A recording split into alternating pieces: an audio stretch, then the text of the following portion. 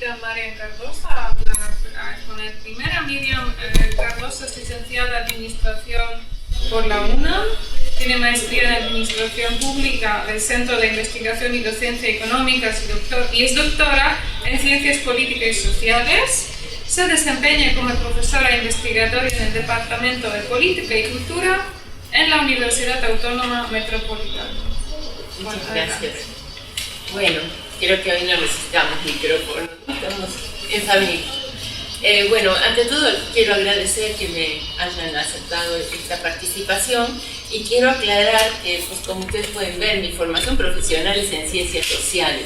Yo esto lo hago casi por hobby, porque me gusta, porque me atrae mucho y siento mucho placer de trabajar en temas literarios, filosóficos, psicológicos, y desde ese enfoque, digamos, desde esa perspectiva es que voy a intentar hablar, insistiendo en que yo no soy ningún especialista en Gombrowicz. Bueno, hace poco tiempo, digamos que de hecho conozco los trabajos de él, y mencionaba yo en la primera sesión que en México se consiguen muy pocos libros de Gombrowicz. Entonces, bueno, pude leer algo de Ferdi-Durque que estaba en internet, pero no completo. Leí Contra los Poetas, leí El Matrimonio y leí, o El Casamiento, como se dice más bien acá, y leí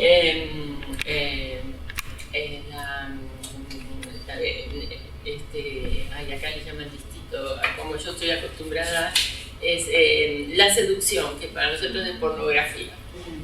Bueno, y desde eso y algunos comentarios generales que sí he leído, algunos trabajos sobre Gombrowicz, es de lo que puedo hablar. Entonces lo digo con toda franqueza, no soy especialista en esto. Bueno, yo me acerqué sobre todo desde la psicología. Digamos, no porque sea psicóloga, un poco lo que trabajo en literatura psicológica.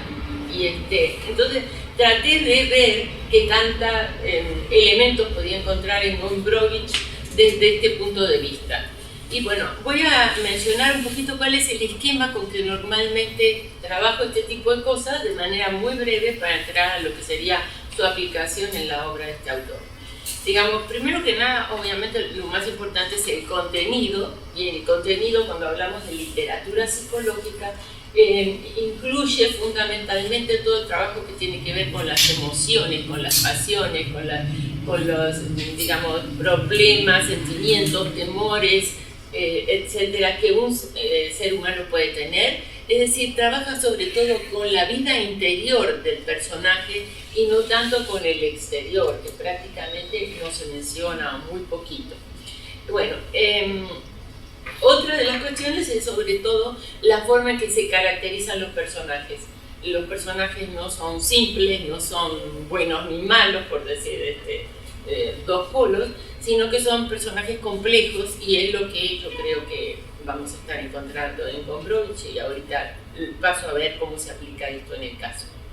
Bueno, por otro lado, vemos un poco el tipo de narrador que hay en los trabajos, y pues normalmente en la novela podemos encontrar estos narradores omniscientes que saben lo que está pasando a la persona que están describiendo, al personaje que están describiendo, pero en literatura psicológica se ha trabajado mucho hablando en primera persona para darle mayor vivacidad. De la misma manera sucede que en lugar de hablar de algo que sucedió hace mucho, se tiende a hablar en presente, también para darle mayor fuerza, o sea, digamos, la primera persona y en presente. Yo diría que otra cuestión que está muy presente es dónde se escribe, desde dónde se escribe, y muchas veces en la literatura psicológica lo que tenemos es espacios donde el ser humano está aislado de los demás. Es decir, por ejemplo, prisiones, conventos, hospitales, lugares donde la gente está de alguna forma recluida, voluntaria o involuntariamente, ¿no? Y que da espacio para la reflexión, para el trabajo consigo mismo.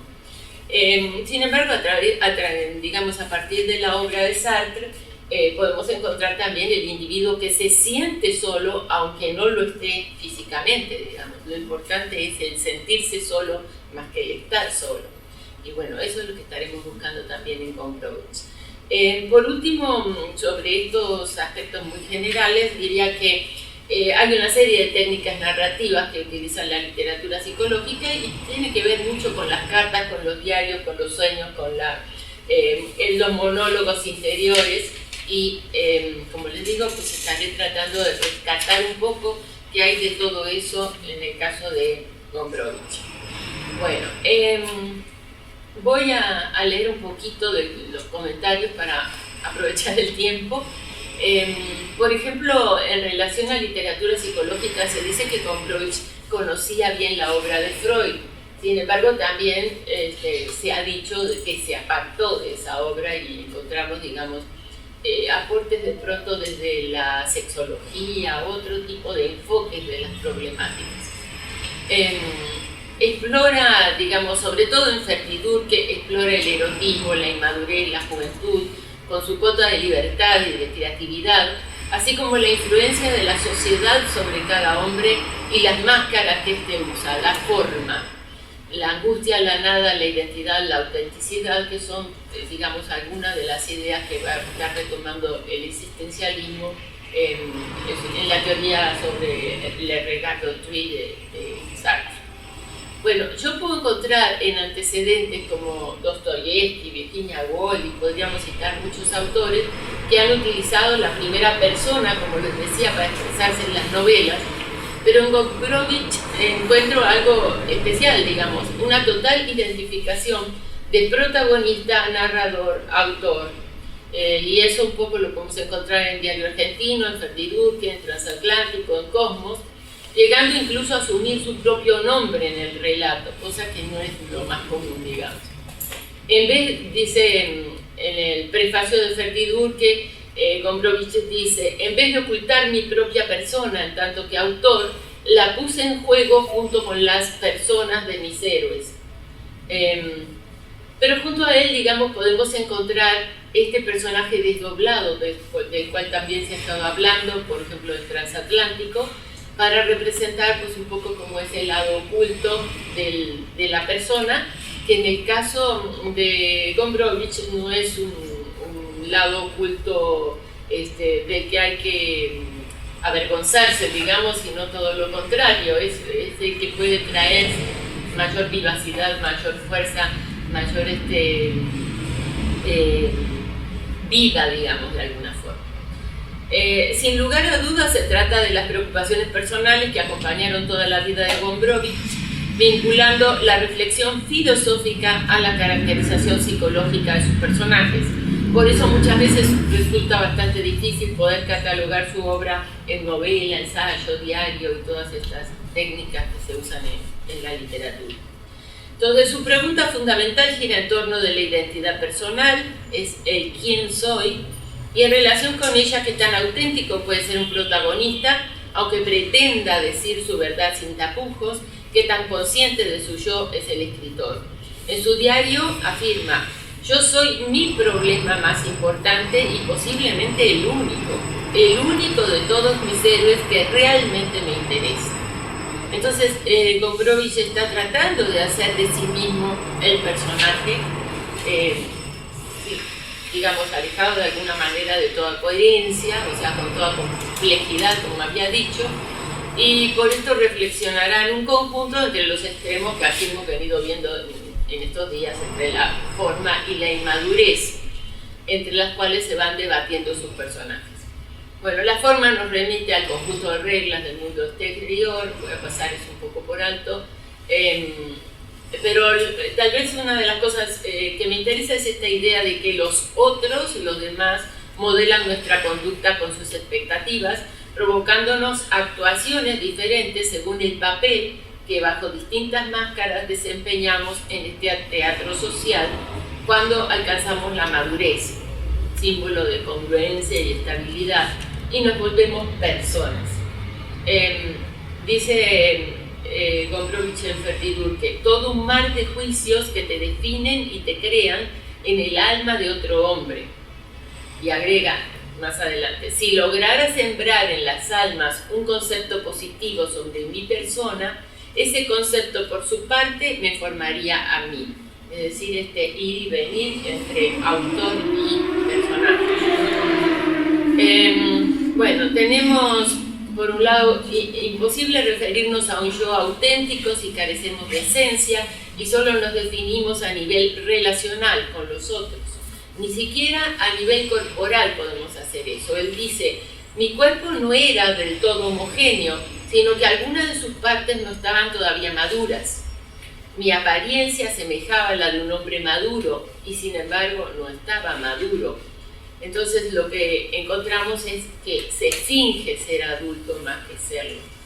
La conducta, diríamos hoy, pues aparece un poco como racionalizada a posteriori para intentar dar sentido a las acciones que realizamos muchas veces empujados por los demás, surgidas en un proceso de responsabilización colectiva. En el extremo opuesto, pues el estado libre de formas pues se identifica con la inmadurez, con la juventud, con la vida, la creación y hasta con la provocación, como ya hemos visto. Pero se trata, como decíamos, de una inmadurez valorada positivamente, que se combina con erotismo y homosexualidad. Y en su diario afirma, en concreto, no creo en ninguna filosofía no erótica, no me fío de ningún pensamiento desexualizado. Perdón, esto está en el prólogo no de Ferditud, que es lo que refería antes, sino de la seducción. Bueno, el movimiento pendular entre estos dos extremos será movido por las contradicciones propias del autor. Y acá señalo una serie de dualismos que están presentes todo el tiempo. Cuerpo y espíritu, atracción y repulsión, juventud y vejez, placer y dolor, homosexualidad, heterosexualidad, país de origen, país de adopción, cultura aristocrática, cultura de retiro, del bajo, etcétera, etcétera, para no hacer la lista larga. Entonces, se trata siempre de estos entre, que nos comentaba ayer el psicoanalista que participó en la sesión de la tarde, que, reconocidos en el testamento, que los llevaban a no sentirse nunca en un nosotros y a mantener ese yo inacabado. Bueno, estos antagonismos, la posibilidad de transformación de uno en el opuesto, por ejemplo, por allí aparece el exceso de timidez que se transforma en audacia, estas cosas como un salto, digamos, de algo a lo opuesto.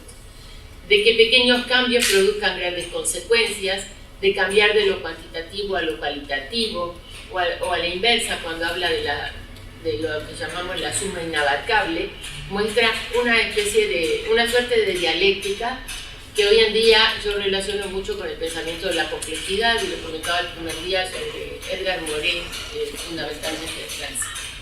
Bueno, la riqueza psicológica del personaje, esto ya habla de...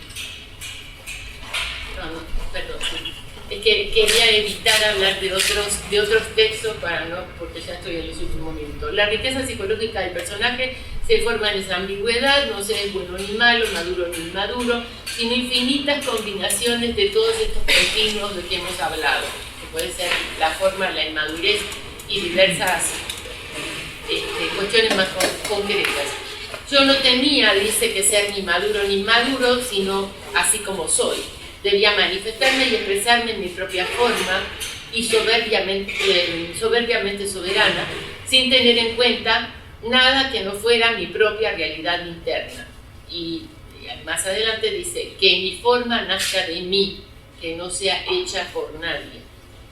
Y en la versión castellana tenemos en el prefacio que dice, si no lográis juntar de algún modo más estrecho estos dos mundos, la cultura será siempre para vosotros un instrumento de engaño.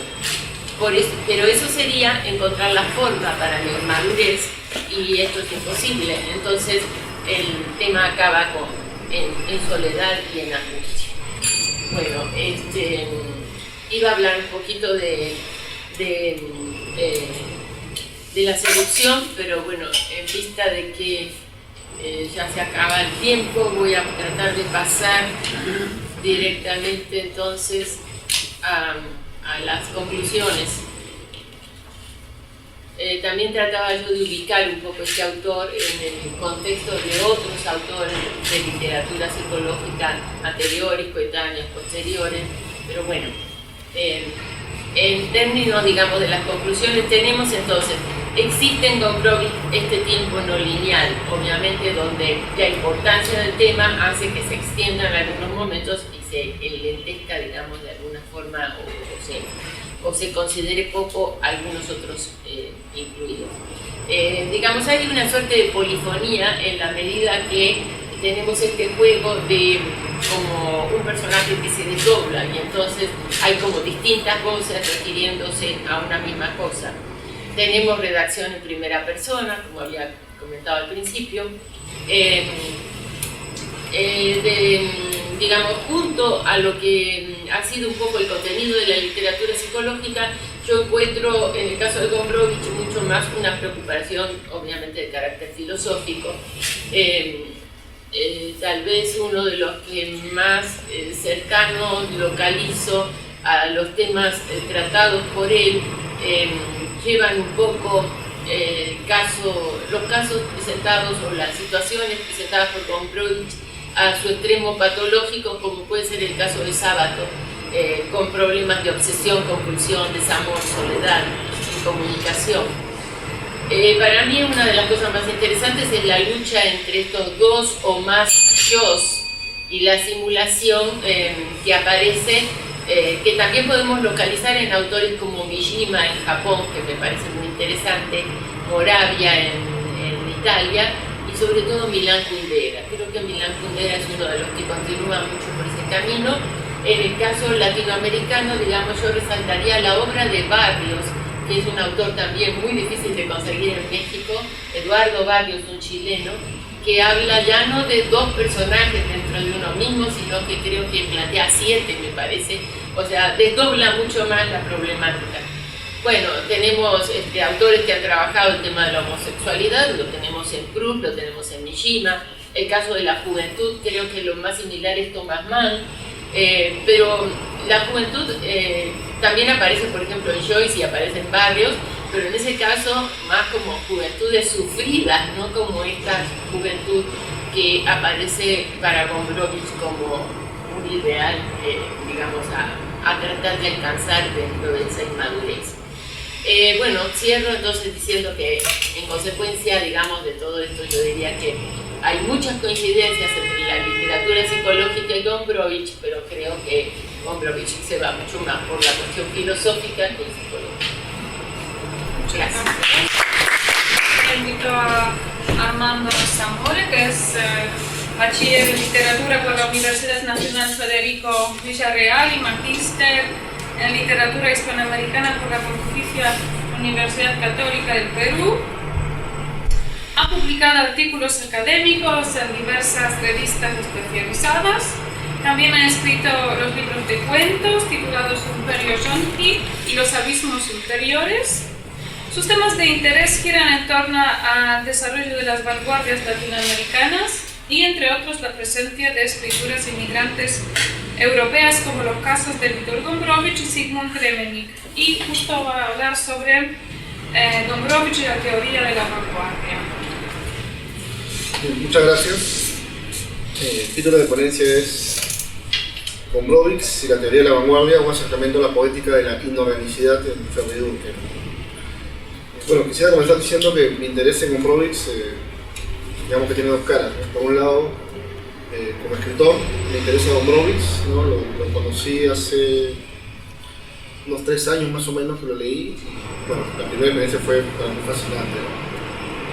Y luego por el lado académico también me interesó estudiar, porque creo que reúnen los ingredientes de los escritores que trato de abordar, ¿no? De manera crítica, ¿no? Tienen una poética bastante desarrollada, ¿no? Y que me interesa ahondar. Por eso el título es un acercamiento a la poética de la inorganicidad que desarrolla en esta novela, sobre todo en el capítulo 4, ¿no? Que es el prefacio a este cuento Filifor forrado de niño. Así que daré lectura y trataré de intercambiar esto con algunos comentarios para que no sea tedioso. Bueno, comienzo con una cita que aparece en Ferry Durkheim. La normalidad es un equilibrista sobre el abismo de la anormalidad.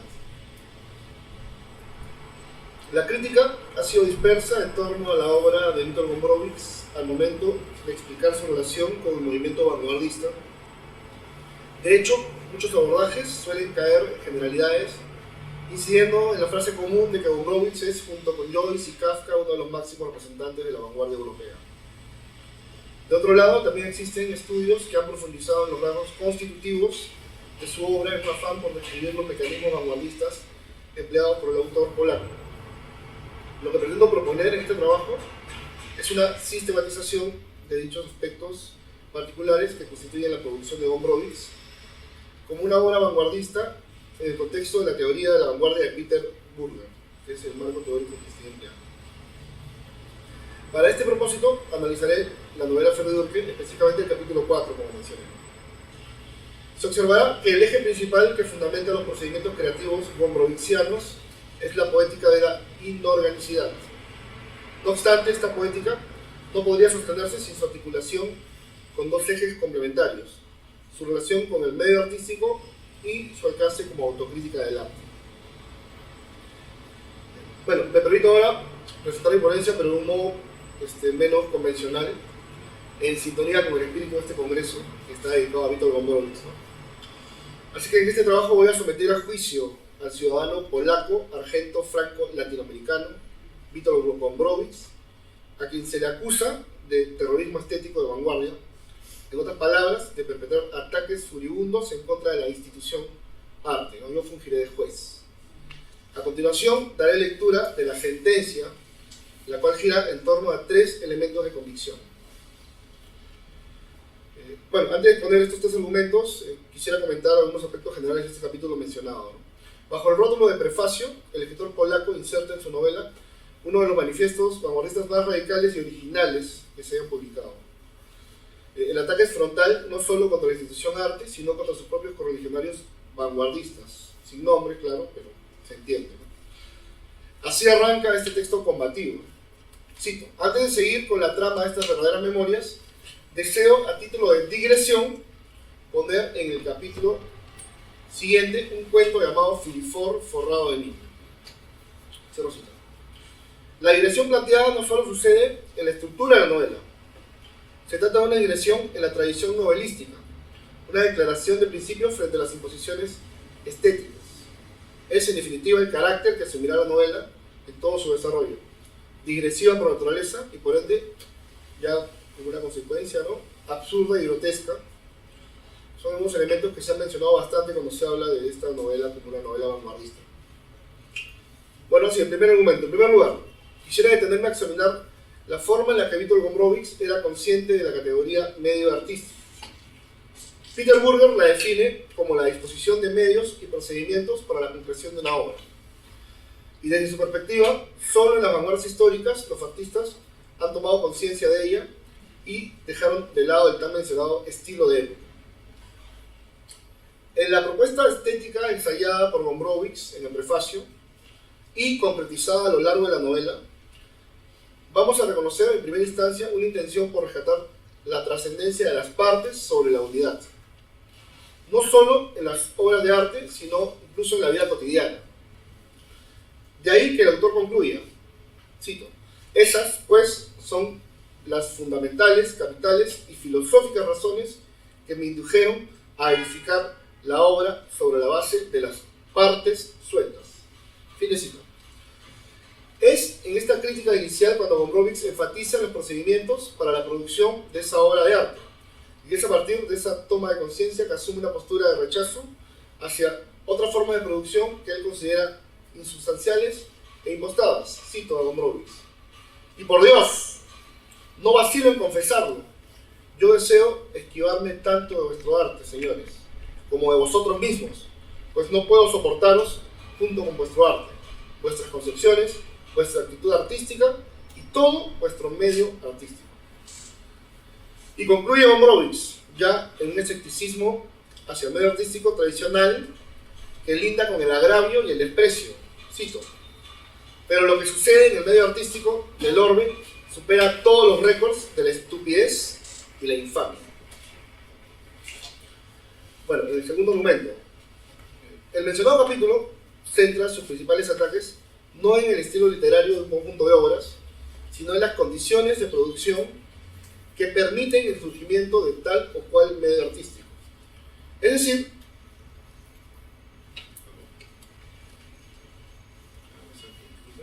Es decir, el prefacio trasciende el estadio de la crítica inmanentista y se posiciona en el terreno de la autocrítica del arte. Esto significa que Fervidurque no solo cuestiona los procedimientos artísticos, un poco en sintonía con la propuesta de Burger, ¿no?, sino toda aquella institución que permite la instauración de dichos medios. Por ejemplo, en uno de los pasajes más incisivos del prefacio, Gombrowicz apunta otra vez contra la alienación del artista frente al gran arte, y lo pone en mayúscula Gombrowicz, lo que en otras palabras significa una crítica contra las condiciones de los medios de producción que permiten dicha práctica artística. Cito: creedme, existe una gran diferencia entre el artista que ya se ha realizado y aquella muchedumbre infinita de semiartistas y cuartos de bardo que se empeñan en realizarse. Y lo que queda bien en el genio, en vosotros suena de modo distinto. Mas vosotros, en vez de procuraros concepciones y opiniones según vuestra propia medida y concordantes con vuestra realidad, os adornáis con plumas ajenas. Y aquí por qué os transformáis en eternos candidatos y aspirantes a la grandeza y la perfección, eternamente impotentes y siempre mediocres. Os volvéis sirvientes, alumnos y admiradores del arte, con mayúscula, que os mantiene en la antesala. Fin de cita. No se trata únicamente de una crítica que confronta dos formas procedimentales del arte. Gombrowicz quiere llamar la atención sobre un aspecto mucho más enraizado, que son las condiciones en las que una práctica artística hegemónica se establece y condiciona a los artistas que pierden su individualidad. La autocrítica del arte se concretiza más allá del esbozo teórico del prefacio.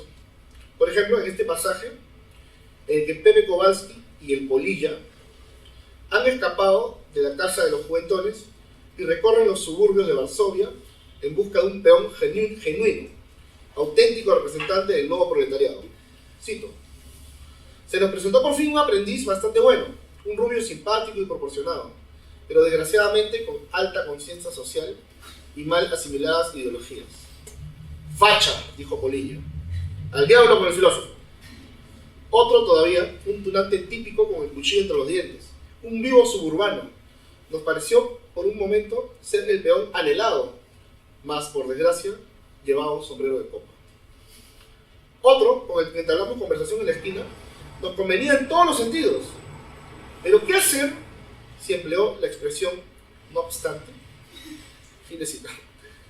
Gombrowicz enfila la artillería contra el estilo encorsetado del esteticismo artístico, cuestionando no solamente sus formas, sino también sus poses.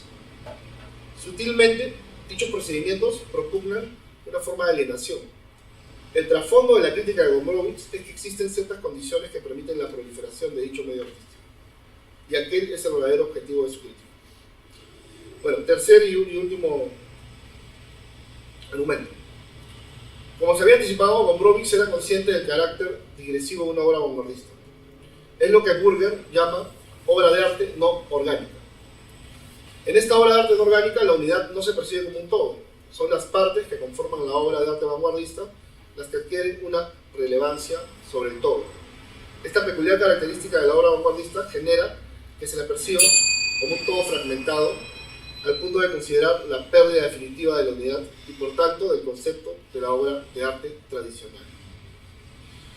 Casi al comienzo del capítulo del prefacio, podemos encontrar un pasaje en el que se aprecia con claridad esta concepción de la obra no orgánica. Cito: y el rostro humano, comúnmente llamado también facha, jeta o carota, constituye la corona del árbol que con sus partes sueltas se levanta del tronco culeitía. No, la facha pues. Concluye el ciclo que originó el buen cucucú. Después de haber alcanzado la facha, ¿qué es lo que me queda? Solamente volver atrás hacia las partes sueltas para llegar de nuevo al culeitiano, punto de partida. Y para ese fin sirve mi cuento Filifor. Filifor es un retroceso constructivo, un pasaje, o para expresarse con más precisión, una coda, un trino, o más bien un lapsus intestinal, sin el cual nunca podría penetrar al tobillo izquierdo. Fin de cita. A esta concepción de la obra no orgánica en Gombrowicz podríamos agregarle otro concepto que también se aprecia en la teoría de Burger, el azar, Se trata de un procedimiento que en la misma línea de la obra no orgánica y su carácter alegórico propugna la búsqueda de lo inesperado en un claro afán por escapar de la racionalidad burguesa. En un sentido mucho más radical, más cercano que nunca a la cotidianidad, Gombrowicz afirma: ante todo, romped de una vez con esa palabra, arte, y también con esa otra, artista. Dejaos de hundiros en esa palabra que repetís con la monotonía de la eternidad. ¿No será cierto que cada uno es artista? ¿No será que la humanidad crea el arte no solo sobre el papel y la tela, sino en cada momento de la vida cotidiana?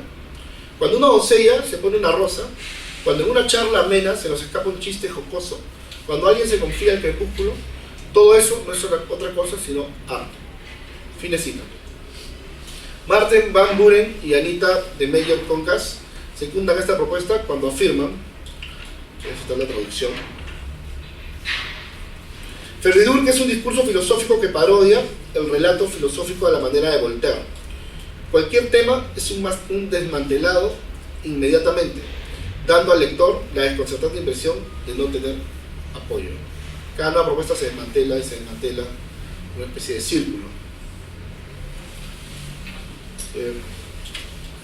Uno rápidamente puede descubrir esta intención de Gombrowicz al contraponer su intención inicial de romper la armonía de la estructura novelística con la inclusión, capítulos más adelante, de un nuevo prefacio y el cuento espejo Filimor forrado de niño. Sin embargo, este mecanismo no busca más que una falsa idea de unidad, lo que luego puede ser desmentido con aquel argumento de que el caos es también una forma de razonado desorden. De esta manera, Gombrowicz proyecta este juego ad infinitum, afirmando y negando posturas, transfigurando una y otra vez lo que parece fondo en forma. Bueno, y para concluir, en conclusión, esta sala declara a Witold Gombrowicz culpable de las acusaciones de terrorismo estético de vanguardia en contra de la institución arte y se le condena al confinamiento y a la difusión de su obra en pequeñas legiones de lectores, quienes lo venerarán como al líder de una secta. El juez ha basado su sentencia en 3 elementos de convicción. Primero, que en el prefacio Gombrowicz muestra una amplia evidencia de su conocimiento de la categoría medio artístico y su contraste con estadios previos a la vanguardia. Segundo, con este capítulo de carácter programático, Gombrowicz declaró la guerra a la institución arte y dinamitó los cimientos de la tradición novelística, todo ello a través del procedimiento de la autocrítica del arte. Y tercero, que Gombrowicz es consciente del carácter digresivo de una obra vanguardista y rechaza la unidad de la obra clásica, a lo que contrapone la poética de la inorganicidad. Y quiero cerrar con una breve cita también de Gombrowicz, pero que está en el diario, a propósito de Ferdidur. Cito: basta ya de obras inocentes, obras que entran en la vida con la cara de quien no sabe que será violado con 1000 juicios idiotas. Basta de autores que fingen que esa violación cometida en ellos por un juicio superficial y descuidado es algo incapaz de herirles y algo que se debe ignorar. Una obra, aunque nacida de la más pura contemplación, debería ser escrita de manera que asegure al autor una ventaja en su partida contra los demás. Un estilo que no sabe defenderse ante un juicio humano, que hace que su creador sea pasto de cualquier cretino, no cumple con su cometido más importante, ¿no? Lo que nos permite concluir que Gombrowicz dolosamente quería atentar, ¿no?, contra la institución arte. Por ende creo que la sentencia está justamente, ¿no?, caída sobre él. Bueno, gracias. Muchas gracias. Y ahora va a hablar Martyna Pańczak. Martyna Pańczak es doctoranda en estudios de literatura polaca en la Universidad de Breslavia, en Polonia. Martyna, cosa que no he escrito también, pero yo lo puedo decir, es también organizadora de congreso dedicado a Gombrowicz que se celebró en Breslavia en junio, hace poco. Y su investigación se centra alrededor de las perspectivas culturales y antropológicas sobre las artes literarias, con principal foco en teorías comprometidas ética y políticamente, como el feminismo crítico y las poshumanidades. Escribe sobre literatura moderna, incluyendo la obra de Witold Gombrowicz, que es el objeto de su tesis doctoral. Y a Martyna la va a acompañar Emilia Fernández Trascende, que a esta altura del congreso la conocemos todos, pero igual la presento, es estudiante avanzada de la literatura en letras de la Facultad de Filosofía y Letras en la UBA. Desde 2019 es adscripta de la Cátedra de Literatura Italiana en la misma universidad, donde desarrolla una investigación acerca del teatro pirandelliano. Se ha desempeñado como productora cultural de debates sobre la cultura contemporánea. Y el tema de la ponencia es los aspectos de las minorías en la escritura de Witold Gombrowicz.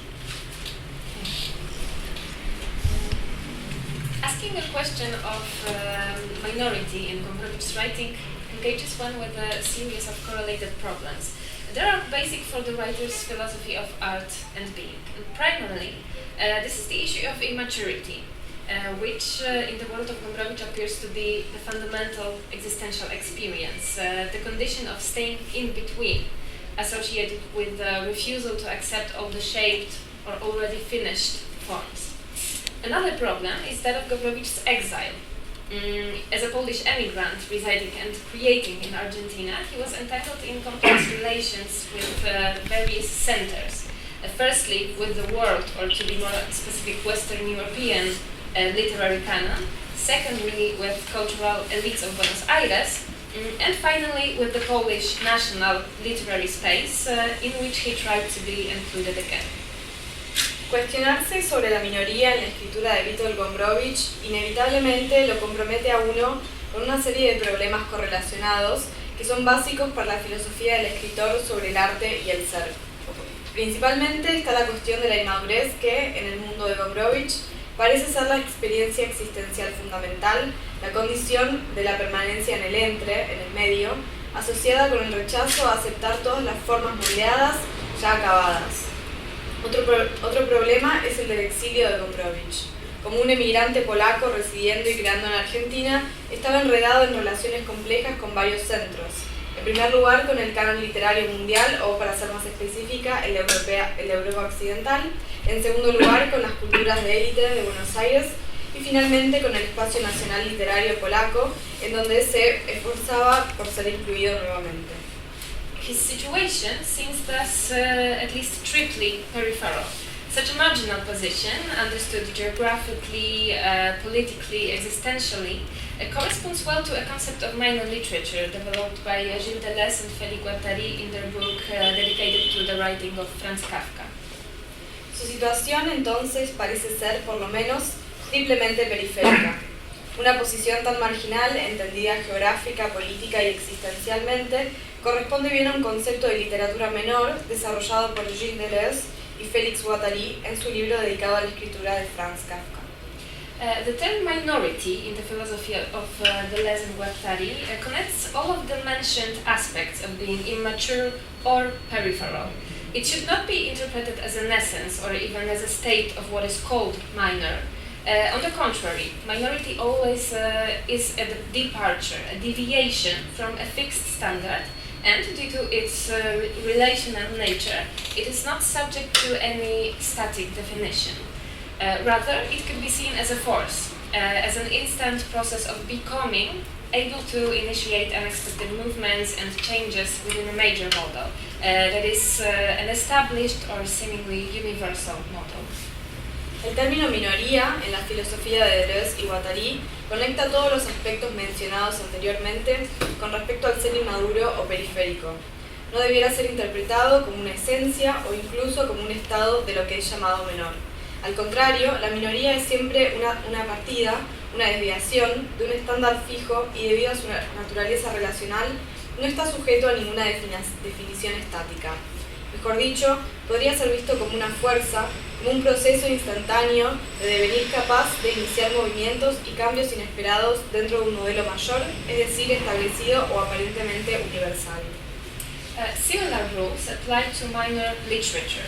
Deleuze and Guattari specify its three characteristics, which you can see here, and which are the territorialization of language, the connection of the individual to a political immediacy, and the collective assemblage of enunciation.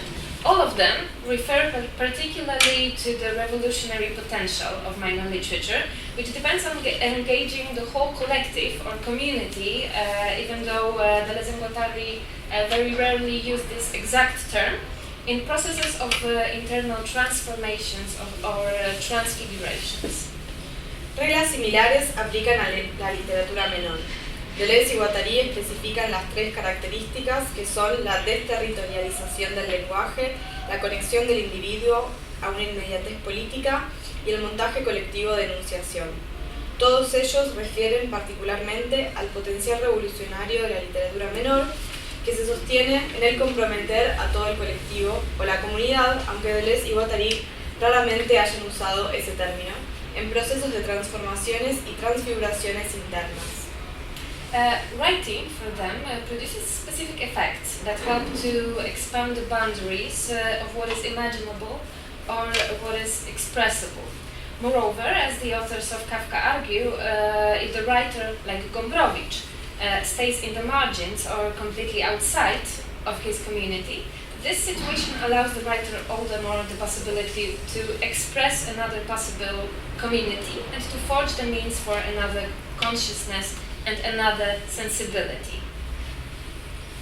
Para ellos la escritura produce efectos específicos que ayudan a expandir los límites de lo imaginable o expresable. Más aún, como arguyen los autores de Kafka por una literatura menor, si el escritor, como Gombrowicz, permanece en los márgenes o completamente por fuera de su comunidad, estas situaciones permiten al escritor más todavía la posibilidad de expresar otra comunidad posible y de forjar los medios para otra conciencia y otra sensibilidad. The minor literature thus becomes a machine producing affects, percepts, and new modes of existence, not only for an individual, but for a whole group it concerns. In other words, emphasizing the political dimension of this process, it becomes the relay of a revolutionary machine to come, and it is always also the expression of Deleuze and Guattari. La literatura menor se convierte así en una máquina que produce afectos, perceptos y nuevos modos de existencia, no solo para el individuo, sino también para todo el grupo en cuestión. En otras palabras, enfatizando la dimensión política de este proceso, se vuelve el relevo para una revolucionaria máquina por venir. Considering such effects of literature in relation to Gombrowicz may seem at first inadequate. The writer repeatedly reminded that saying "we" is an abuse, and so he could be seen as extremely individualistic. It is indeed risky to attribute avowedly political intentions to Gombrowicz, however, not the author's intention should be a condition of literature's political significance. Considerar tales efectos de literatura en relación con Gombrowicz puede parecer inadecuado. El escritor que repetidamente recuerda que decir nosotros es un abuso y podría considerarse a quien lo diga extremadamente individualista. En efecto, es muy riesgoso atribuir manifiestamente intenciones políticas a Gombrowicz. Sin embargo, la intención del autor no debería ser una condición de relevancia política de la literatura. If art, as Deleuze suggests, is continual experiment whose ultimate aim is to set free this invention of a people, that is, a possibility of life, then the transformative, revolutionary effects of literature depend rather on its exploratory and creative functions. With such an assumption, Gombrowicz would most likely agree, since he demanded literature that would expand human awareness, improve abilities to feel and perceive, or reveal possible ways of progress. And these are words used by Gombrowicz himself. And this is the quotation here. It's in Polish because there is no official, there is no translation to English, as far as I know, of this exact article. Considering this, we can agree that literature for Gombrowicz had admittedly not only individual value, but also in some way a collective value. Si el arte, como sugiere Deleuze, es un continuo experimento cuyo objetivo último es liberar esta invención de un pueblo, esto es una posibilidad de vida, entonces los efectos transformativos, revolucionarios de la literatura dependen más bien de sus funciones exploratorias y creativas. Gombrowicz estaría probablemente de acuerdo con tales suposiciones, dado que él exigía una literatura que expandiese la conciencia humana, que mejorase las capacidades de sentir y percibir o revelase posibles maneras de progresar. Y estas son palabras usadas por Gombrowicz mismo, como se puede apreciar en esa cita, que está en polaco, porque hasta donde ya sabe no hay una traducción oficial al español. Considerando esto, ni al inglés, podemos acordar que para Gombrowicz la literatura tenía ciertamente valor no solo individual, sino también colectivo. The concept of minor literature therefore helps to expose this peculiar politics of Gombrowicz writing. I would like to discuss it by referring to, first of all, the debut short story collection Pamiętnik z okresu dojrzewania, or in English translation, Recollections of Adolescence. These stories also appear in Bakakai, but I'm talking about Pamiętnik z okresu dojrzewania to stress the specific conditions in which Gombrowicz created these stories. Pamiętnik z okresu dojrzewania, which was published in 1933, and Transatlantic, the first novel written in Argentina. El concepto de literatura menor ayuda entonces a exponer esta peculiar política de la escritura de Gombrowicz. Quisiera analizarla al referirme a dos de sus obras. La primera colección de cuentos cortos, Recuerdos de Juventud, publicada en 1933 y luego reeditada como Bakakai, pero elige referirse a esta primera edición de Recuerdos de Juventud porque se propone analizar las condiciones de producción de este, y Transatlántico, la primera novela escrita en Argentina. He was the driving force behind Gombrowicz's literary activity long before his trip across the Atlantic. Of course, the experience of emigration strengthened its deterritorializing effects. Ricardopedia, for example, drew attention to Gombrowicz's problematic relationship with languages, Spanish and Polish, that was specific for his exile and that could be and was artistically utilized. However, the early stories were also very productive in terms of creation new forms and making, as Gombrowicz put it, room for new ideas to spread their wings. Sostengo que La minoría fue la fuerza impulsora detrás de la actividad literaria de Gombrowicz mucho antes de su viaje a través del Atlántico. Por supuesto, la experiencia de la emigración ciertamente reforzó sus efectos desterritorializadores. Ricardopedia, por ejemplo, llama la atención sobre la relación problemática de Gombrowicz con los idiomas, el español y el polaco, que era causa de su exilio, que podría ser y fue artísticamente utilizada. Sin embargo, los primeros cuentos eran también muy productivos en términos de la creación de nuevas formas y del hacer, como lo plantea Gombrowicz, espacio para que nuevas ideas desplieguen su saga. Collective significance of the short stories lay especially in their orientation on challenging and subverting moral, social or national institutions, subverting which was carried out by protagonists situated in minor positions. The novellas were not only revising communal dogmas or normative value systems, but they were exceeding it by inventing or invoking new possibilities of individual and collective self-recognition. It required finding and utilizing some flaws or cracks in interhuman arrangements. For every crack, as Deleuze teaches, even if secret or almost imperceptible, could potentially lead to the disintegration or at least to the alteration of those structures. La importancia colectiva de los cuentos yace, sobre todo, en su orientación con respecto al desafiar y subvertir las instituciones morales, sociales o nacionales, subversión que era llevada a cabo por parte de los protagonistas situados en las posiciones de minoría. Los cuentos de recuerdos de adolescencia no solamente eran una revisión de dogmas comunitarios o sistemas de valor normativo, sino que los excedían al inventar o invocar nuevas posibilidades de identificación individual y colectiva. Se requiere encontrar y utilizar las fallas y grietas en varios arreglos interhumanos, ya que cada intersticio, como señala Deleuze, incluso secreto, casi imperceptible, podría potencialmente llevar a la desintegración o al menos a la modificación de tales estructuras sociales. It could change the distribution of desires, or it could initiate movements and carry away towards unknown, unforeseeable destinations, as Deleuze says. And one of the most telling examples of this may be the story, the events on the Banbury. There are literal cracks in the construction of the title Greek boundary, which allow for the entrance of non-normative desire, and in its effect, excessive relations start to form between the sailors, leading to a mutiny and causing a breakdown of the ship's power structure. Podría cambiar la distribución de los deseos, podría dar inicio o activar movimientos y arrastrar individuos o grupos hacia destinos desconocidos e impredecibles, como sostiene Deleuze. Uno de los ejemplos más reveladores puede ser el cuento titulado Acerca de lo que ocurrió a bordo de la goleta Bunbury. Hay literalmente grietas en la construcción del velero del título Bunbury que habilitan la entrada del deseo no normativo. En efecto, empiezan a formarse relaciones excesivas entre los marineros, llevando a un motín y causando el colapso de la estructura de poder del barco.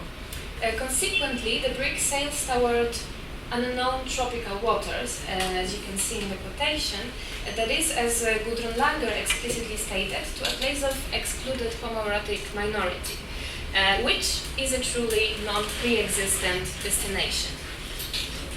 Conscientemente, el navío zarpa hacia las desconocidas aguas tropicales, como puede apreciarse en la cita, o como Gudrun Langer sostiene explícitamente, hacia un lugar de excluida minoría homoerótica, un destino verdaderamente no preexistente. Gombrowicz does not simply carry out a critique of reality. Rather, as Kafka in the reading of Deleuze and Guattari, he creates and takes lines of flight or lines of escape, which dismantle the regulated institutions and set the conditions for whole new arrangements or whole new territories of interhuman relations. This is probably the most exact sense of Deleuze's claim for writing for the benefit of these people who are missing. Gombrowicz no lleva simplemente a cabo una crítica de la realidad. Más bien, como Kafka en la lectura de Deleuze y Guattari, crea y toma líneas de fuga, líneas de escape, que desmantelan los sistemas e instituciones regulatorios y organizan las condiciones para todo un nuevo arreglo o todo un nuevo territorio de relaciones interhumanas. Esto es probablemente el sentido más exacto del argumento de Deleuze a favor de escribir por el beneficio de esta gente que falta. One of these deterritorializing lines sets a direction for Stefan Czarniecki, a protagonist escaping from the identity norms produced by social arrangements. The world of the short story The Memoirs of Stefan Czarniecki is subject to institutionalized forms of violence founded on specific narratives that structure the social field, such as nationalism, anti-Semitism, or specific ideas of masculinity. Una de estas líneas de desterritorialización fija una dirección para otro protagonista, Stefan Czarniecki, durante su escape de las normas identitarias producidas por los pactos sociales. El mundo del cuento, el diario de Stefan Czarniecki, está sujeto a formas de violencia institucionalizada, tales como el nacionalismo, el antisemitismo o las ideas de masculinidad. Stefan is caught in the web of these narratives, and as a rat born of a black male and a white female, that is, as a son of a Polish patriot and a converted Jewish mother, he is continually humbled and excluded. His identity is far from meeting the expectations of the national community, but at the same time it defies logic of these expectations, showing conventionality and inadequacy of any simple categorization. He says, I was a rat without color, without hue, a neutral rat. This is my fate, this is my mystery, this is why I was always unsuccessful and taking part in everything, I was unable to take part in anything. Stefan está atrapado en la red de esas narrativas, como una rata nacida de un hombre negro y una mujer blanca, es decir, el hijo de un polaco patriota y una madre judía conversa, es continuamente humillado y excluido. Su identidad está lejos de alcanzar las expectativas de la comunidad nacional, pero al mismo tiempo desafía la lógica de las mismas, mostrando la convencionalidad e inadecuación de cualquier simple categorización. Él dice, yo era una rata sin color, sin tono, una rata neutral. Este es mi destino, este es mi misterio, esto es porque siempre era fracasado y formando parte de todo no lograba formar parte de nada. The lack of color serves here as a metaphor for a complete not belonging. It is telling that based on such anti-qualities, Stefan builds his revolutionary program of negating all the values and dismantling the figures and structures that guard them, virtue, faith, family, or fatherland. But it is even more meaningful that the incident that led Stefan to the rebellion appears to be another crack in the construction of reality. And I mean, of course, the incident with the artillery shell that tears open a friendly soldier's body, and that also causes a mad, hysterical laughter. This fragment can be seen here in its whole. La falta de color sirve como metáfora de una completa falta de pertenencia. Es revelador el hecho de que, en base a tales anticualidades, Stefan construye un programa revolucionario para negar todos los valores y desmantelar las figuras y estructuras que las contienen: virtud, fe, familia o patria. Pero es todavía más significativo que el incidente que propulsó a Stefan hacia la rebelión parece ser otra grieta en la construcción de la realidad. Me refiero, por supuesto, al incidente con la explosión del proyectil de artillería que le abre el estómago a un soldado y genera una risa alucinante e histérica. Este fragmento puede ser visto aquí. The explosion bursts not only through one's body, but also through all the misconceptions about war as the final rite of passage necessary to be accepted into the community of men. What's more, the latter's infectious power affects further elements supporting Stefan's ideas of the world and his future. As a flax of deterritorialization with its stream in the irrational, in the incomprehensible, it leads to a kind of delirium, to a vision of a new world, without burdens of genealogy, nations or races that divide the social field. La explosión estalló no solo a través del cuerpo del soldado ulano, sino también a través de todas las ideas equivocadas sobre la guerra como el rito final del pasaje, necesario para ser aceptado en la comunidad de los hombres. Además, el poder infeccioso de la risa afecta a otros elementos que sustentan las ideas de Stefan sobre el mundo y sobre su futuro, como un flujo de desterritorialización con su hilo hacia lo irracional, hacia lo incomprensible, lleva hacia una forma de delirio, hacia una visión de un nuevo mundo, sin las cargas de genealogía, naciones o razas, libre de todos estos sistemas que dividen el campo social. Sorry.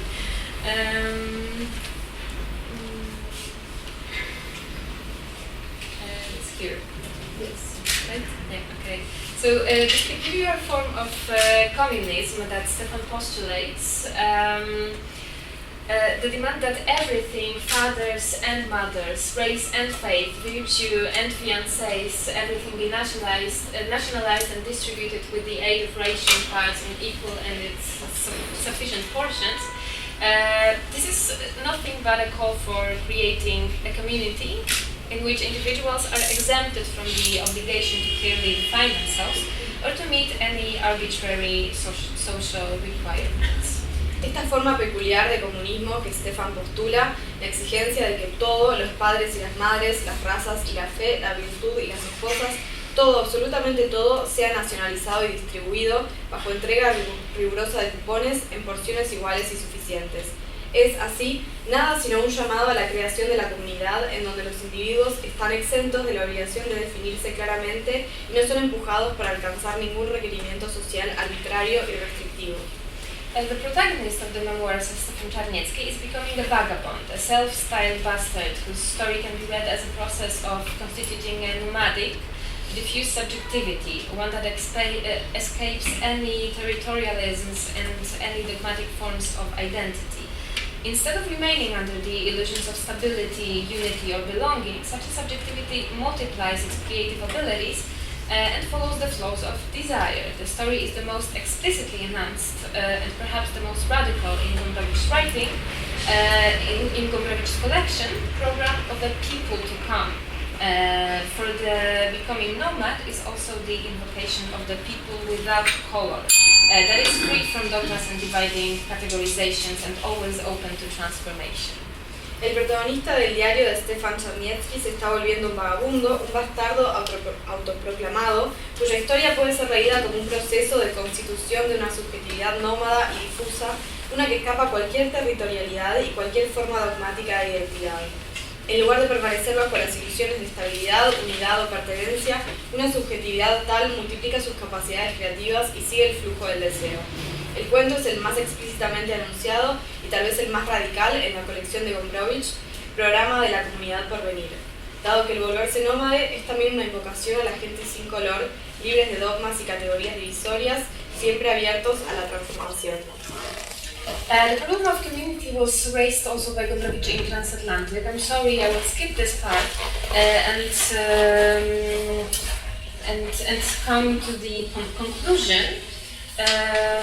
So the last paragraph. Okay.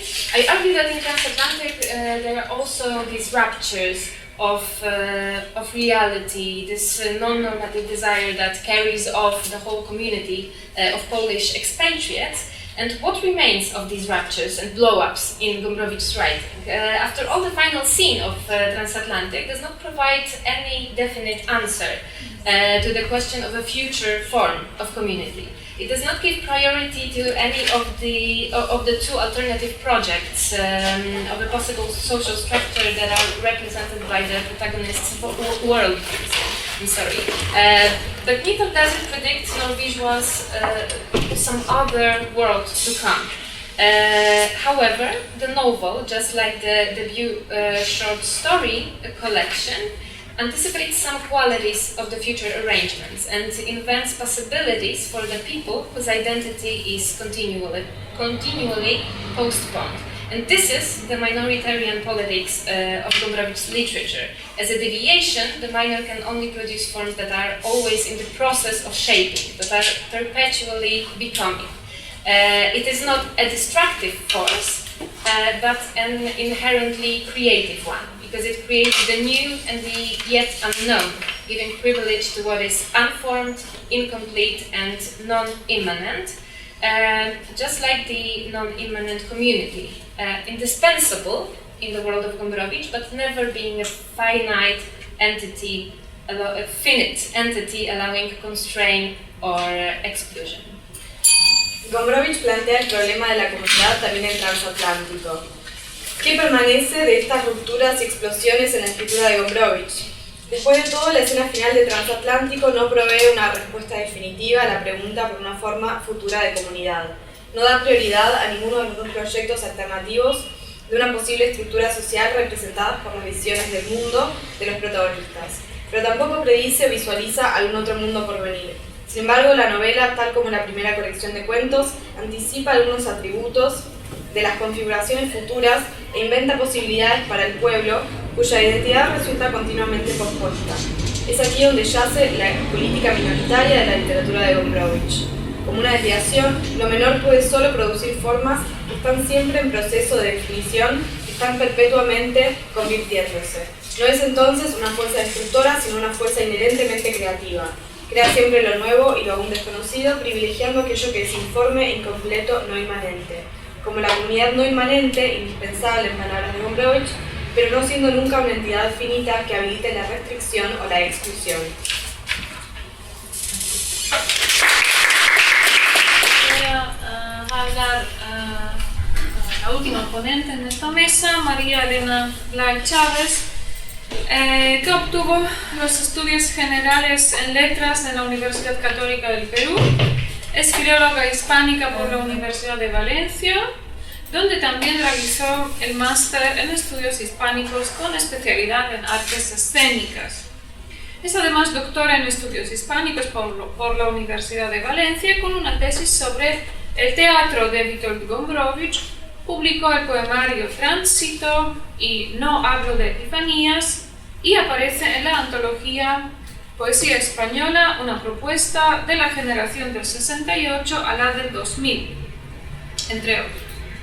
Colaboró en la revista musical Big Valencia y fue finalista en el concurso Bancaja de Escritura de Creación, Premio Poesía en Valencia con el poemario Folia, y actualmente es blogger y booktuber y su seudónimo es Infausto.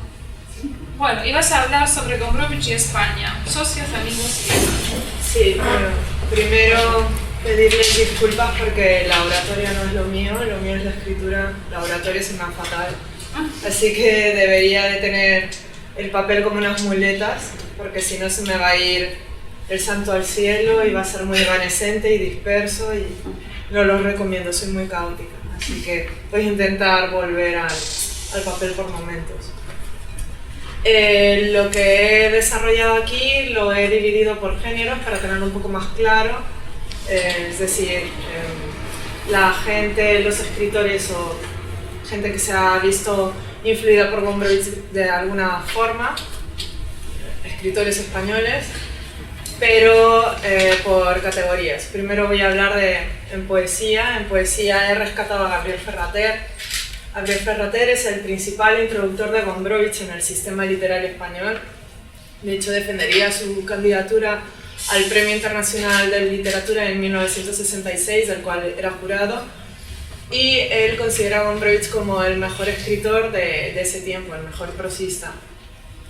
Y no es de extrañar que tuviera esa admiración hacia él. De hecho, decían que aprendió polaco para poder leerlo en su idioma original, y esta afición del que fuera el editor de Seix Barral, el director de Seix Barral en aquella época por Gombrowicz, nos hace pensar en los puntos en común que tenían ambos escritores, ¿no? Ambos vivieron en otro país durante la guerra, y aparte de eso, rasgos así, características de escritura, Ferrater se rescata mucho la ironía que tiene la poesía de Ferrater en sus poemas, y también la añoranza por lo joven, además de que en su propia vida haría alarde de esos rasgos de inmadurez, como el hecho de llegar tarde a todo, al servicio militar, a los estudios, etc. Y también vemos esa repulsa a lo viejo en su forma máxima, que en Ferrater cobraría un carácter así macabro, cómico, porque él decidió quitarse la vida a los 50 años para no oler nunca viejo, ¿no? Decía. Esa es una forma extrema y simbólica de un admirador de Gombrowicz hacia las formas caducas, serias y obsoletas, ¿no? Podemos decir. Y también vemos que en Ferrater hay una vida consecuente con este pensamiento, siempre buscar relacionarse con gente más joven, sobre todo en su caso mujeres. Y aquí he puesto un poema inspirado en su amiga en el que habla de estos temas, una amiga que se llama Elena, y lo voy a leer.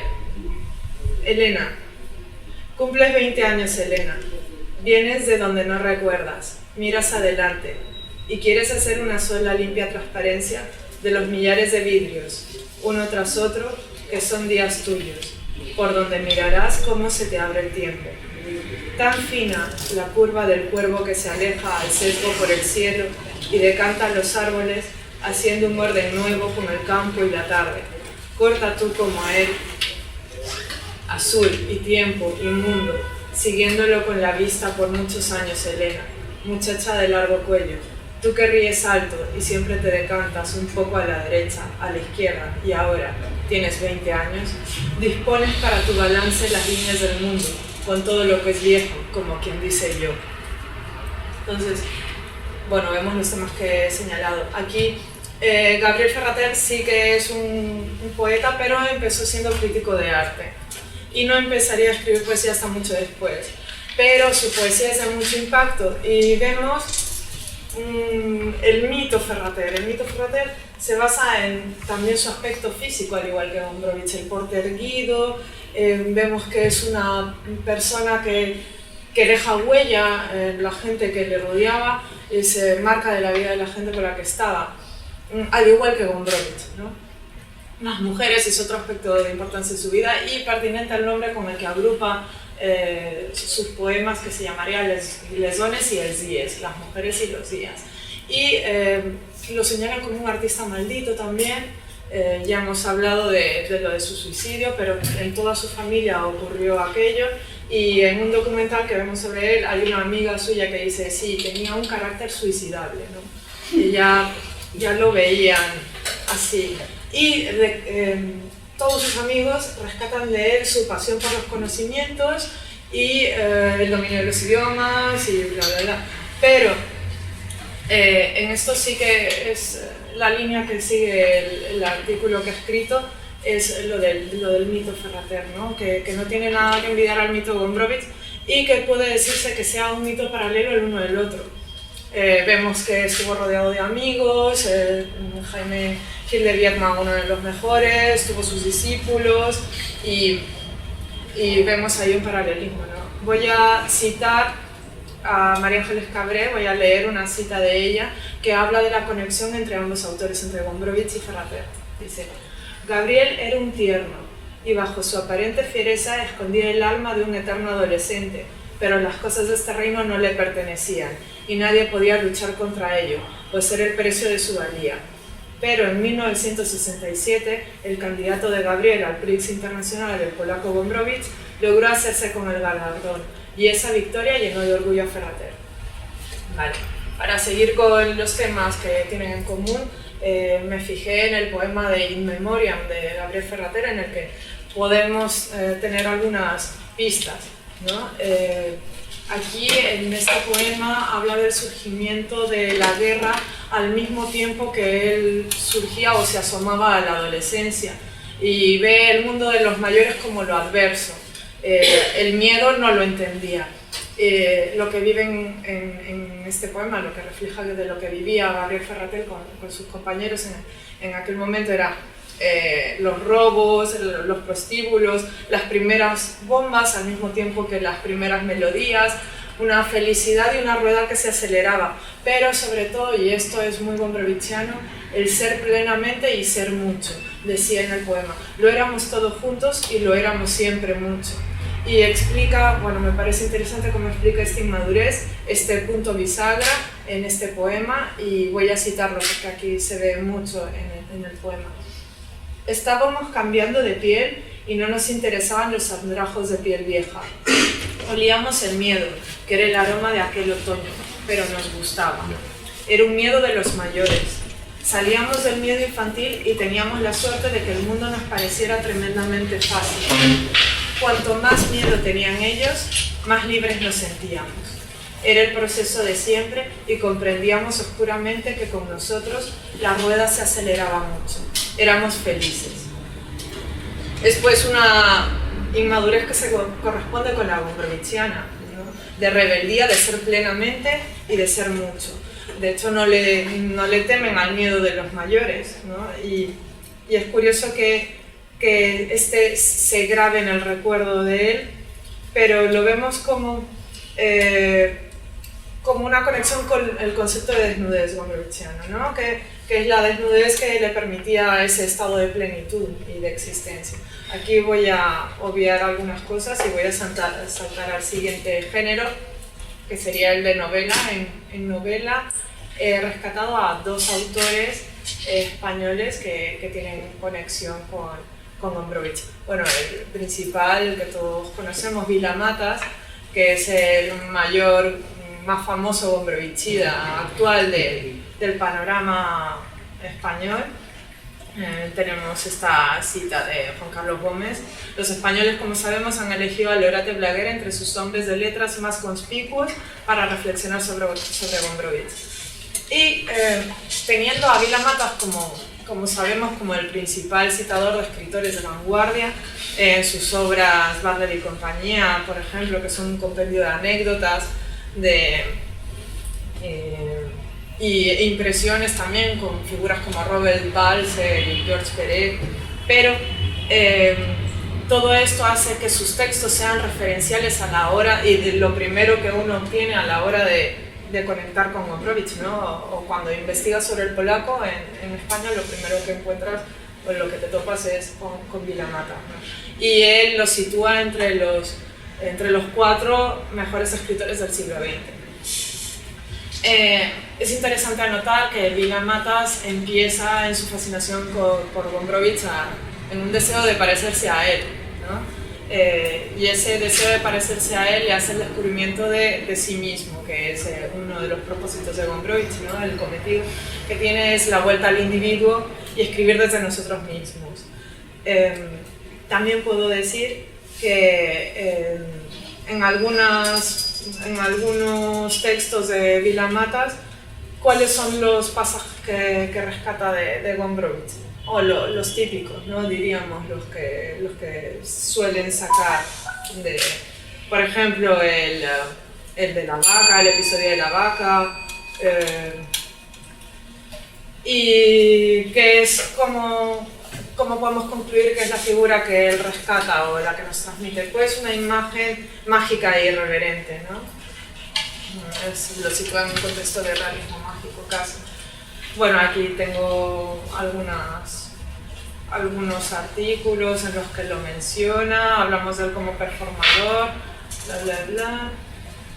Pero él es el que también podemos anotar que se ha pronunciado sobre la escasez de la figura de Gombrowicz en nuestro panorama, ¿no? Dice que junto a Musil es el narrador del siglo pasado que sin cerrarlos abrió más horizontes a la literatura del porvenir. Su vanguardismo, por otra parte, es muy raro porque en el fondo es muy tradicional. Su vanguardismo es ya un clásico en países que no se llaman España. Y aparte de él hay otro novelista que se llama Jordi Bonells, que sí que se inspira en un par de novelas suyas, Dar la espalda y El premio Radler, en el personaje de Gombrowicz. Tanto autobiográficamente, datos autobiográficos, como en el concepto de fondo de inmadurez también él habla al respecto, pero no lo voy a citar, solamente lo apunto para que sepan que existe. Voy a pasar a novela gráfica. Esto sí que es bastante interesante porque en España hay un escritor de cómics que se llama Miguel Brieva, un dibujante que es el Robert Crumb español. Y él suele hablar del poder peligroso del capitalismo y la alienación de la gente a través de las nuevas tecnologías, y habla de que Gombrowicz es uno de sus principales referentes. Y aquí conecto con también el hilo que les decía que articula lo que quería transmitir, y esto es de fondo lo que quería subrayar. En este escritor también Gombrowicz se nos aparece como un personaje que se integra en la fantasía de otros autores, ¿no? ¿Y por qué Gombrowicz es un personaje que se presta para ser integrado en la fantasía de otros autores? Le ocurre a Miguel Brieva, le ocurre a Vila-Matas, le ocurre a muchos. Él realiza una historia a partir de inventarse un encuentro con Gombrowicz, Miguel Brieva también. Hay una tendencia entonces de autores españoles a imaginar una interrelación con Gombrowicz. Y yo he pensado que puede deberse a su exotismo o al carácter enigmático o a sus enseñanzas no exentas de irreverencia y humor, ¿no? Es relevante pues que Brieva lo incluye en su gran obra, La gran aventura humana, en el apartado de amistad. Y es una obra que nos llama la atención porque empieza con el relato del origen del mundo, tratando temas que tienen que ver con lo humano, con la psique, con la evolución de sociedad y las formas de pensamiento, y sin embargo en el momento en el que aparece la anécdota gombrowicziana, la fantasía prima. Cuenta como los amigos Seld y Doplachier, que son unos heterónimos, personajes que se crea a posta para interrelacionarlos con él, estaban mirando unas bolas de azufre desde un balcón del barrio de Cracovia. Simplemente un pretexto para pintar una escena mágico-estética, realmente no ocurrió, ¿no? Pero bueno, voy a quitar todo esto porque él también en sus entrevistas afirma por qué Gombrowicz es uno de sus principales referentes literarios, ¿no? Pero me lo salto. Luego pueden leer el artículo completo porque aquí hablo de teatro, pero son datos y eso tampoco es aburrido, datos y fechas tampoco es muy importante. Y para concluir, ensayo, esto sí que me parece interesante porque lo encontré así de casualidad. En España hubo un movimiento que llaman el 15M, supongo que habrán conocido, y en las aulas, planteando de cuál es el legado de Gombrowicz ahí, en las aulas de las facultades de filosofía y de humanidades, en una época cuando fue la eclosión de este movimiento se atrincheraron y tomaron una facultad, ¿no? Estaban ahí viviendo de ocupas. Y esta gente ya traducía del francés al castellano las obras de Tikkun. Tikkun es un movimiento francés que sentaría las bases de su partido imaginario, y es interesante que haya llegado a las aulas estas españolas que les cuento, ¿no? Y vemos esto, ¿no? Una forma nueva de ver este espíritu de desnudez y madurez, porque en Tikkun coge pensamientos de Gombrowicz y les dan la vuelta. O sea, podemos encontrar en estos textos que todos estos jóvenes leen la teoría de la jovencita, pero la teoría de la jovencita no es como lo que nos transmite Gombrowicz. Aquí acaba. Encarna la figura del capitalismo porque la ve atractiva y seductora y dice debemos estar alertas ante esta figura, ¿no? Y por eso es darle la vuelta a ciertos conceptos gombrowiczianos. Y es lo que quería contar. Bueno, hay más tema, pero si quieren leerlo, supongo que estará por ahí. Gracias. ¿Y cuáles son los poemas que están de él en las redes sociales? No sé, pero que yo sepa... Serían inspirados No, en Gombrowicz. escribió poesía. ¿Puede ser que empezó Gombrowicz? No. A ver, ¿Quién dijo la chiva? Sí, bueno, eso, algunas frecuentes. Chovedul, que hay un poema. Sí, por el transatlántico también hay una especie de bichos que podrían... Podría ser eso. escribió un poema en un inodoro también. Bueno, pero eso se perdieron. ¿Quién lo escribió? Gombrowicz. Claro, pero en la página de Gombrowicz, por eso he googleado mucho a Gombrowicz. He leído mucho de él.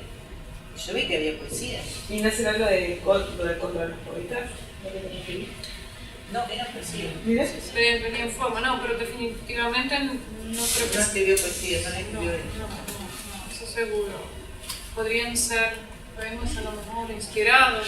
A ver, era poético. De hecho, yo me reuní con Rita Gombrowicz y le pregunté por la poesía. Como cuando me encontré con ella una vez, le dije, ¿es realmente ese odio que tenía Gombrowicz?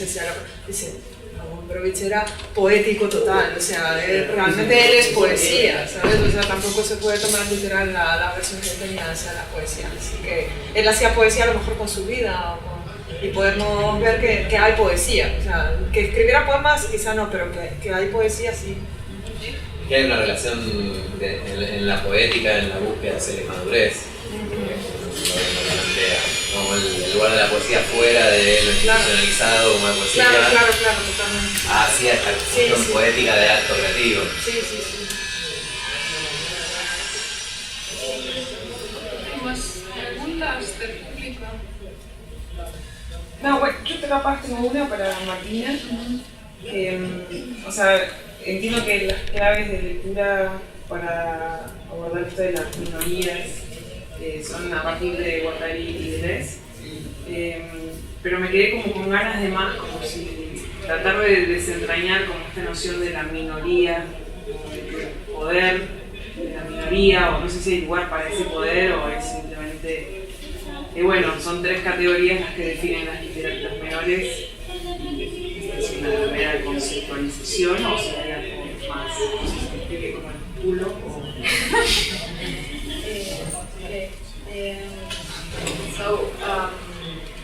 In your analysis of minoritarian, the aspects of minority, you're focusing this analysis by Deleuze and Guattari, but she would like to know if there's some space besides these three main categorizations that define the minority. There's some more room for others, for other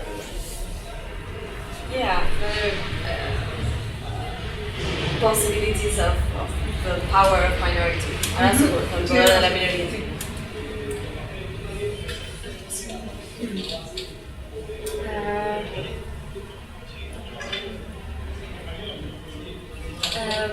Are you asking about the power of minority in other texts by Gombrowicz, or are you asking about another effects that literature of Gombrowicz can have? Maybe another effects, yes.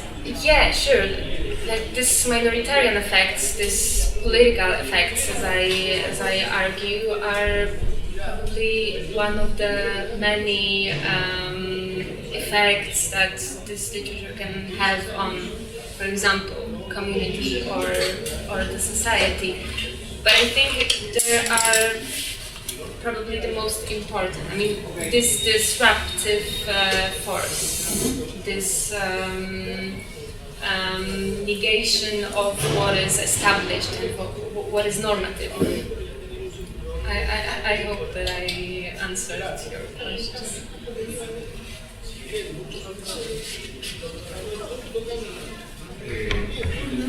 Bueno, ciertamente hay muchos otros ejemplos. Este aspecto en el que ella se centra es solo uno de ellos, pero seguramente es uno de los más importantes o fundamentales, esta idea de la fuerza destructora o de fuerza disruptiva.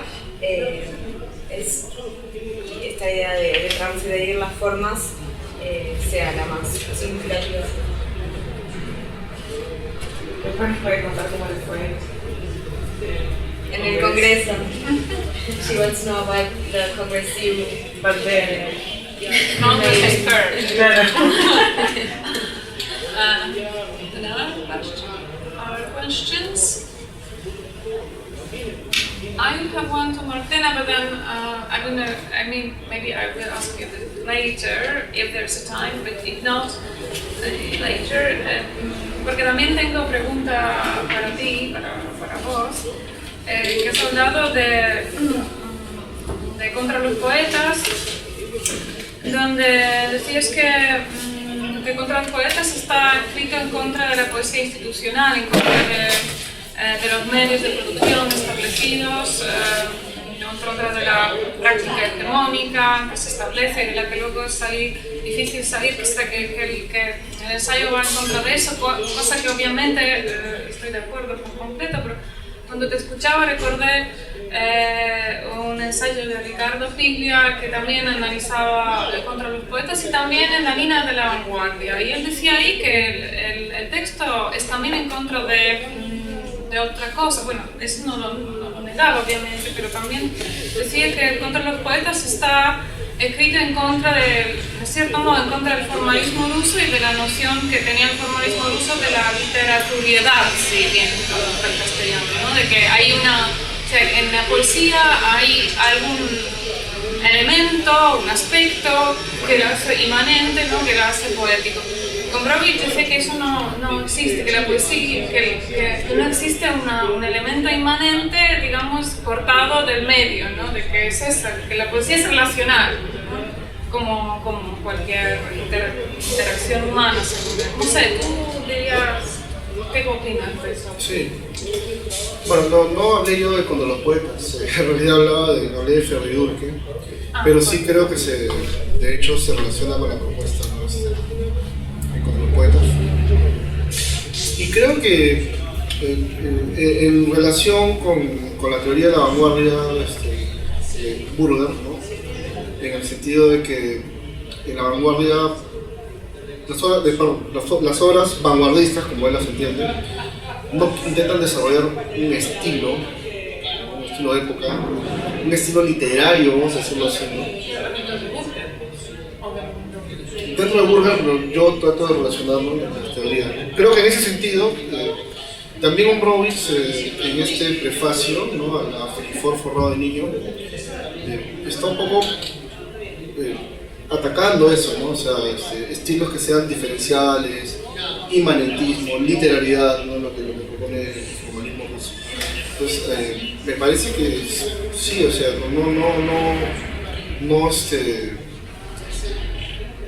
o sea, hay claramente una postura, ¿no? En contra de esa torre de marfil de la poesía, de la literatura, ¿no? La literatura está más cercana a lo cotidiano, ¿no? Digamos, hay una propuesta también de otro teórico que se llama Thomas Bochat, que lo toma también de Deleuze, que es la desterritorialización, y a partir de ello Bochat propone que la vanguardia busca un retorno a lo humano. Entonces creo que en ese sentido Gombrowicz también, ¿no?, cree que la literatura debe retornar a lo humano, ¿no?, alejarse un poco de esa torre de marfil, de lo institucionalizado.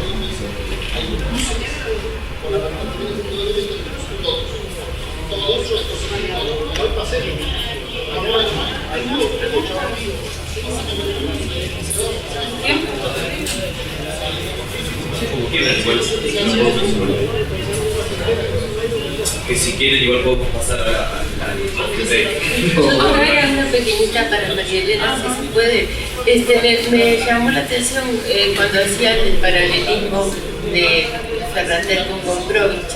Hiciste mención a las mujeres y los días. No sé si nos podrías explicar un poco más, porque digo, obviamente en la obra de Gombrowicz las mujeres, digamos, hay todo ese rechazo de alguna manera a la feminidad y todo eso.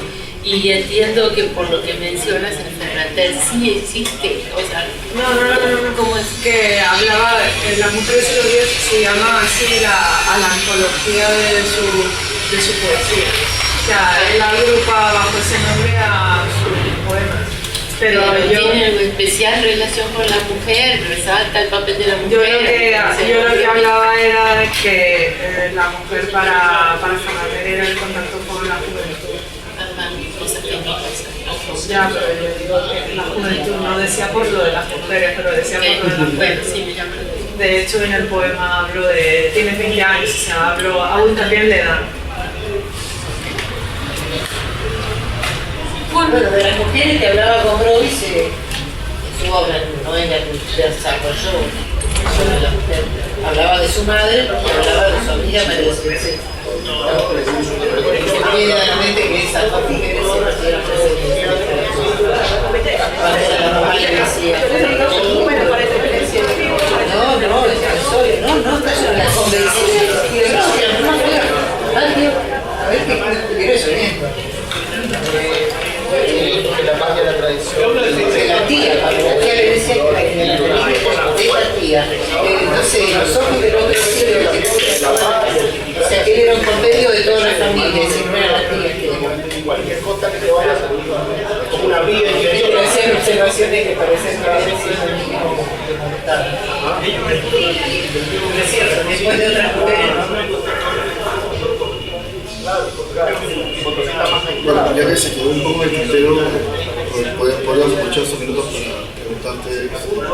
Estabas explicando esto de la influencia de Gombrowicz en el ensayo, en el caso de estos estudiantes y ocupas.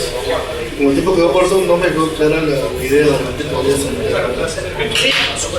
A ver, es partido imaginario y ahí habla mucho de la laboralismo. Era propicio para esos estudiantes coger esos textos, traducirlos y hacerlos suyos para el ideal en el que estaban viviendo en ese momento. Había mucho interés en estos estudiantes. De hecho, ahora ya se han editado, ya no se han autotraducido como se autotraducían en un primer momento, ahora ya hay editoriales que los han traducido. Pero yo lo conectaba con Gombrowicz porque es que cogen términos de Gombrowicz para hacer alegorías del capitalismo, la empresa, ¿sabes? Por ejemplo,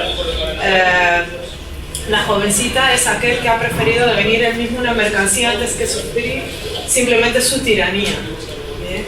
Y añade que es un objeto de publicidad en el espectáculo con mayúsculas. Entonces empiezan a armar una serie de términos para construir la teoría, pero meten términos de Gombrowicz y les dan la vuelta. Y también de James Joyce, porque hay la teoría del Bloom, pero que no tienen nada que ver con Leopold Bloom en el Ulises, no tiene nada que ver la jovencita como Ferdi Durke.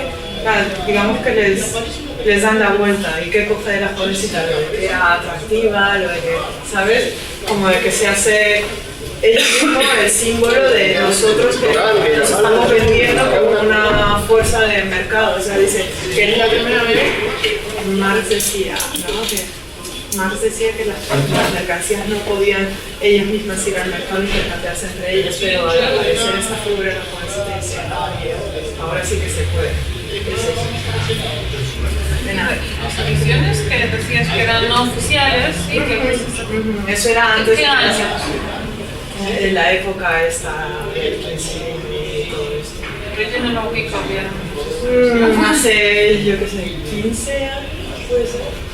No sé. Y no existían Más traducciones. también, creo. Sí, creo que un poco antes también. Un poco antes. Que yo, a mí ya me pilló un poco vieja, porque ya me acabó la carrera, pero es que me enteré después. Más te pregunto que si eran ediciones tipo Samizdat, que se hacían... Eran ediciones de amigos que se reunían y lo traducían, o sea, probablemente les interesaba. Estoy segura de que... A ver, las ediciones de los amigos. Sí, yo he leído de eso. O sea, y aparte he visto que ahora ya las han editado, pero que yo he tenido en mis manos lo que circulaba de vamos a traducirnos ahí. Ah, bueno, hablamos entonces después. El museo de Gombrowicz sola, eso seguramente les interesa. Sí, lo de Ticún les interesa. Las ediciones Amistad de Gombrowicz. Las ediciones no oficiales. Estamos hablando de Ticún. Ah, de Ticún. Ah, perdón, yo pensaba que era... No traducción. Ticún no les interesa. No, claro, por eso digo. Bueno, entonces nada, creo que podemos levantar la sesión. Gracias. Gracias. Gracias.